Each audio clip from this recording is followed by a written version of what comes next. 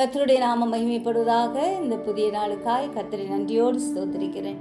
இந்த புதிய நாளின் தியானத்துக்காய் எடுத்துக்கொண்ட வசனம் ஏசாயா தீர்க்கதரிசியின் புஸ்தகம் 54வது அதிகாரம் 12வது வசனம்.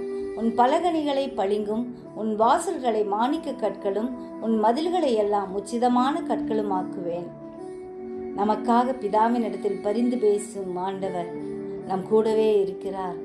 நம்மை ஆசீர்வதிப்பதே அவருக்கு பிரியம்.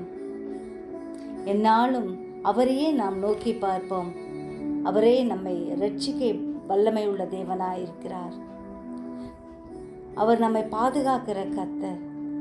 நம்முடைய பலகணிகளை, வாசல்களை, மதில்களை ஆசீர்வதிக்கிற ஆண்டவர் நம்மோட கூட இருக்கிறார். அவரை இறுக பற்றி கொள்வோம், அவருக்காகவே வாழ்வோம். செபிப்போமா? ஜீவிக்கிறதா நல்ல இயேசுவே, இந்த அருமையான நாளுக்காய் நன்றியோடு ஸ்தோத்திரிக்கிறோம். ஆண்டவரே, எங்களுக்காய் பிதாவின் இடத்தில் பரிந்து பேசுகிற தேவனா எங்களோடு கூட இருந்து அப்பா நீர் வழி நடத்துகிற உடைய அதிசயமான செயல்களுக்காக நன்றியோடு ஸ்தோத்திரிக்கிறோம். எங்களை உயர்த்துகிற கர்த்தரா இருக்கிறபடியால் ஸ்தோத்திரிக்கிறோம். இஸ்ரவேலை ஆசீர்வதிப்பதே கர்த்தருக்கு பிரியம் என்று வாசிப்பது போல எங்களை ஆசீர்வதிப்பது உமக்கு பிரியமாக இருக்கிறபடியால் நன்றியோடு ஸ்தோத்திரிக்கிறோம். சிறியோர் முதல் பெரியோர் வரை ஒவ்வொருவரையும் ஆசீர்வதியும். இரத்த கோட்டைக்குள் மறைத்துக் கொள்ளுங்க. உலக நாடுகளின் சமாதானத்துக்காய் ஜெபிக்கிறோம்.